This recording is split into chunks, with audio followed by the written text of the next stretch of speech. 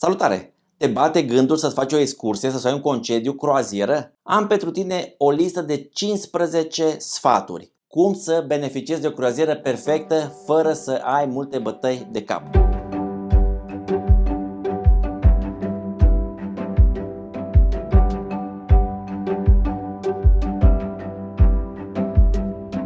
Pentru cei care nu mă cunoaște, sunt Mihai și îmi place să împărtășesc cu voi din experiențele mele. Eu v-am prezentat ce înseamnă un vas de croazieră și v-am plimbat pe Costa Smeralda de sus și până jos cu tot ce se poate face. Dar acum vreau să vă împărtășesc 15 sfaturi ca să aveți o vacanță cât mai frumoasă și cumva lipsită de stres. Unele lucruri le-am învățat pe pielea mea și vreau să le împărtășesc cu voi, să nu treceți și voi prin ce am trecut eu fără să știu unele lucruri. Sfatul numărul 1. De unde să tocmești croazieră și cum să o faci? Păi noi tocmim croazierele de pe croaziere.net. Până acum tot de acolo ne-am luat. Sunt o sumedenie de croaziere. Toamnă, primăvară, anotimpuri, mări, țări, emisfere. Găsești foarte multe. Sfatul meu este nu lua din prima zi de când ai deschis croaziere, decât dacă te arde. Deci dacă vrei să mergi mâine, ok, am înțeles. Dar noi, de exemplu, anul trecut în ianuarie ne-am uitat și erau prețuri mari și puține oferte. Nu știu, nu le-au scos sau au așteptat să vadă cum să înscrie lumea, nu știu.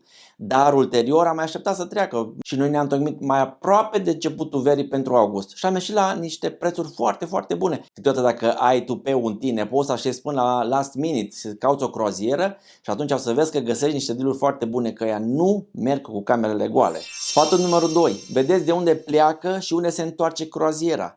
La ultima croazieră era de la Civitavecchia la nord de Roma, portul Romei. Sunt vreo câțiva zeci de kilometri din Roma până la port. Și atunci noi am zburat, găsiți cumva legăturile bune de zbor. Am zburat Cluj-Roma, Roma-Cluj. De exemplu, Roma a fost Fiumicino, trebuie să mergi în Roma și după aceea trebuie să mergi în Civitavecchia. Poți să-ți iei un taxi dacă sunteți mai mulți sau cu trenul până în Civitavecchia. Nu e nimic complicat, dar căutați variante. Noi în prima croazieră ne-am îmbarcat în Kiel și ne-am întors din Marsilia. O trebuie să caut combinații de avion să mă duc în Kiel și să mă întorc din Marsilia. Nu am găsit, pur și simplu nu am găsit. Și atunci ne-am dat jos cu o zi mai repede în Barcelona și am venit din Barcelona în România cu altă companie aeriană. Pentru evitarea stresului, dacă nu ți ieși cu transfer la croazieră, caută un zbor care să fie cât mai aproape de unde locuiești și să fie cât mai aproape de portul de îmbarcare, să nu-ți bați prea tare capul acolo. Sfatul numărul 3 este legat cu sfatul numărul 2. Combină cumva unde aterizezi și când te întorci cu un oraș mai mare, că este Parisul, că este Roma, pentru că poți să ajungi cu o zi, două mai repede și faci și un city break sau la întoarcere. Tu normal trebuie să ajungi cu o zi înainte ca să nu ai vreo neplăcere. Noi în prima noastră croazieră am plecat dimineața din Sibiu și am ajuns seara în Kiel în vas. Dar nu fac toți ca mine pentru că este stres, că am avut zbor și 3 schimburi până am ajuns la vas, 3 schimburi de tren. Cumva, dacă mergi cu vreo 2 zile în avans, intri și în atmosferă de vacanță, astfel încât transferul este un pic mai ușor pentru că obții și niște informații la fața locului și te duci destul de relaxat. Sfatul numărul 4 este vorba de portul de îmbarcare. Noi ne-am îmbarcat acum de la Roma, dar în croazieră tu te poți îmbarca în orice port și poți să te debarci în oricare din porturi. De exemplu, cei de la croazieră ne-au dat pe Roma, Roma a dus, Roma a întors, dar lumea se debarcă în fiecare zi și se îmbarcă în fiecare zi. Poți să mergi în următorul port, noi am fost în Genoa, se urca de cobora, în Marsilia se urca se cobora. Cel mai mare flux de turiști care se îmbarcau și debarcau a fost Barcelona. Deci dacă mă duc și vreau o croazieră, nu trebuie neapărat să mă leg de un port în care nu pot să ajung. Vorbesc la cei de la croaziere și le scriu, dacă nu, intrați direct pe site-ul companiei MSC sau Costa și vorbiți cu ei și vă tocmiți de pe site-ul lor și atunci poți să te îmbarci în ce port vrei tu. Și nu trebuie să faci neapărat un tur complet, că sunt 7 destinații și le faci într-o săptămână. Poți să faci numai 3 sau 4 dacă ai legătură bună de întoarcere. Și acum, ce este foarte important, sunt locuri unde companiile astea de croaziere îți asigură transfer. Noi dacă am fost în Kiel, ei din gară au venit și ne-au luat cu microbuzele, ne-au luat bagajele și am găsit bagajele în cameră. În Civitavecchia este o parcare acolo amenajată înspre port, unde ei vin cu autobuzele, debarcă lumea sau îmbarcă. Nu trebuie să mergi până la vas. Transferul l-am făcut pe cont propriu de la Roma și până în Civitavecchia, dar poți să te asiguri sau poți să întrebi dacă se asigură transport de către companie. E un pic mai scump, dar acum depinde. Vrei liniște? Dai un pic mai mulți bani. Vrei un pic de stres? Faci economie. Ei la întoarcere îți pun la dispoziție, de exemplu, să făcea transferul de la vas până în gară cu un microbuz. Noi nu am știut în prima fază și atunci ne-am dus până în stația de debarcare și de acolo ne-am dus cu un taxi. Sfatul numărul 5 este legat de cameră. Sunt mai multe tipuri de camere. Sunt de la etajul 5, la ultimul vas pe care am fost era de la etajul 5 până la etajul 19, era cu balcoane. Dar unele balcoane dădeau spre bărcile de lansare la apă. Urât. Adică tu nu prea vezi, era și o platformă acolo, nu prea vezi marea. Și atunci am preferat să luăm o cameră cu balcon mai la înălțime, undeva mai sus. Dacă este vorba de buget, poți să-ți iei cabină doar cu geam, nu e nicio problemă. Și poți să ieși din cameră, te duci afară și te bucuri de atmosferă. Dar în fiecare dimineață, sau cel puțin în cele mai multe dimineți, te trezești în alt port. Acostarea la mal durează și atunci tu este fain să ieși afară pe balcon dacă l-ai, stai acolo și te bucuri de priveliștea orașului de dimineață. Dacă îți permite buzunarul, recomandarea ia-ți cameră cu balcon pentru că te poți bucura de ea și când intri și când ieși din cameră, chiar dacă nu stai foarte mult în cameră.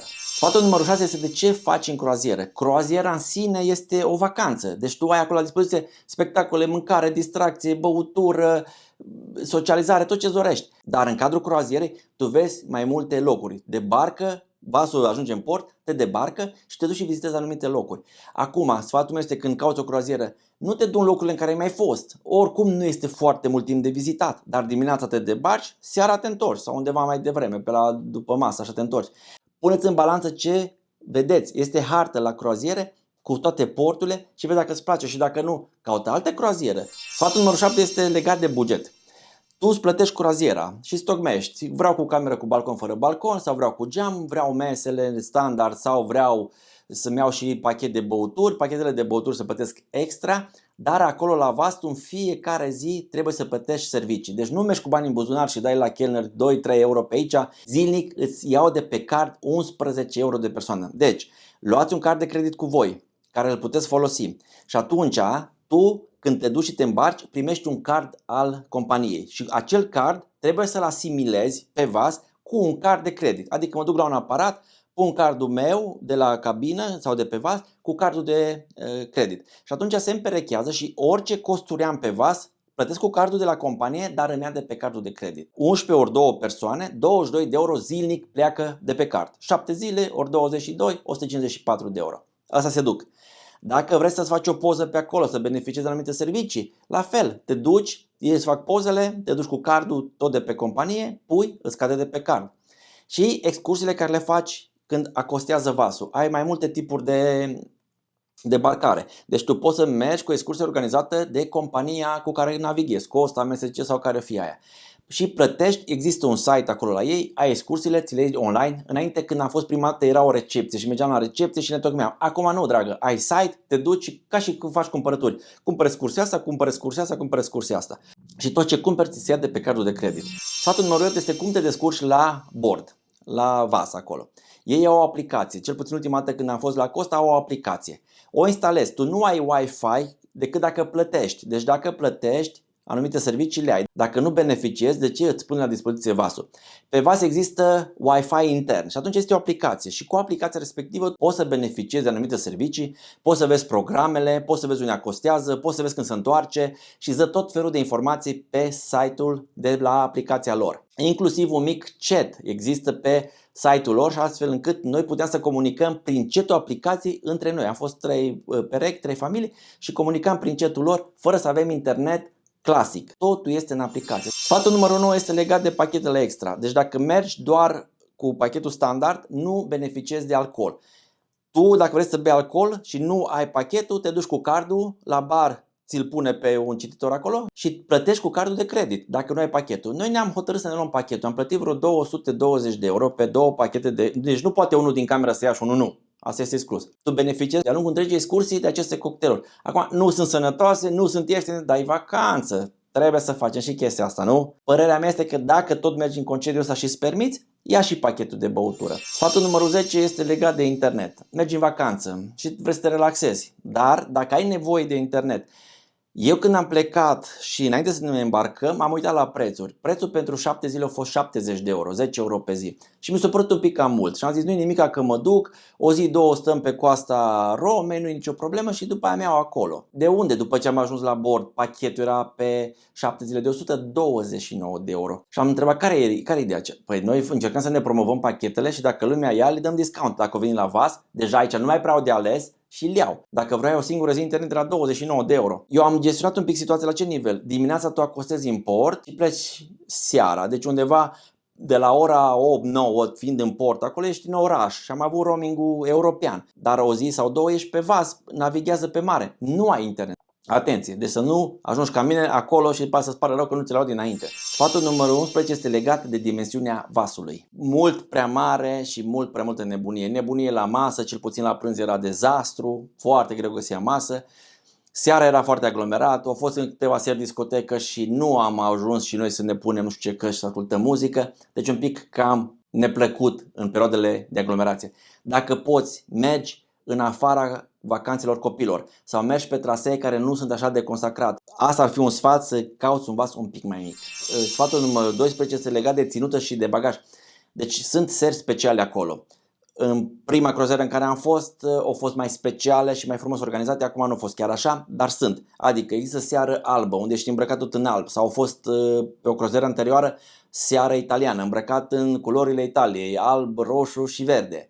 Sau sunt diferite îmbrăcat la sacou, pentru că este seara elegantă, venea capitanul vasului și îți dădea mâna cu tine și puteai să faci poze. Ia-ți ceva mai elegant, pentru că sunt una, două seri pe vas mini, unde te îmbraci frumos și lumea chiar se îmbracă. Deci am văzut lume foarte elegantă în anumite seri. Sfatul numărul 13. Dacă îți place mișcarea, ia-ți ceva de mișcare cu tine. Au sală de sport, au pistă de alergat, au terenuri de fotbal. Deci dacă îți place mișcarea și nu vrei să te simți cumva că nu miști deloc, poți să ții un echipament ușor de alergat sau de mișcare și să mergi la gym, acolo la sala de gimnastică, la alergare sau să faci ceva mișcare, un tenis sau așa mai departe. Sfatul numărul 14 este legat de excursii. Tu poți să-ți faci excursii cu compania. Compania te ia, te duce și te aduce și n-ai nicio problemă. Ți le alegi de pe site sau de pe aplicație și n-ai nicio problemă. Dar poți să faci economie la bani și atunci poți să cobori de pe vas și să ai doar transferul cu ei.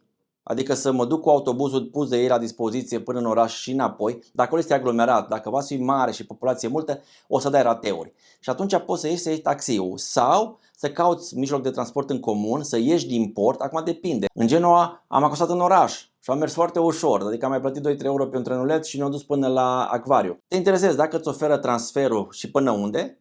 Dacă nu, vezi un pic care este cel mai apropiat mijloc de transport în comun sau dacă nu, vezi dacă merge Uber-ul sau Bolt-ul la ei. Și atunci poți să-ți faci un plan, să știi cum economisești și câți bani ai să bei în orașul în care te dai jos. Vrei confort? Ai plătit excursia, te duci, n-ai nicio bătaie de cap. Nu vrei confortul ăla și vrei să economisești niște bani? Cu taxiul sau pe cont propriu. Ok? Sfatul numărul 15. S-a întâmplat să întârzie la vas. Vasul a plecat și au rămas în orașul respectiv, în destinația respectivă. Nu te panica, suni la companie. Cei de acolo, dacă nu ajungi, că ai luat-o pe cont propriu și nu ajungi, îi suni și ei lasă actele, te duc în camera la tine, vezi unde ți-ai lăsat actele și ți iau actele și ți le lasă în port. Tu vii, îți iei actele și buletin sau ce ai pe acolo, cardul de credit și trebuie să te deplasezi pe cont propriu la următoarea destinație. Deci aici, atenție!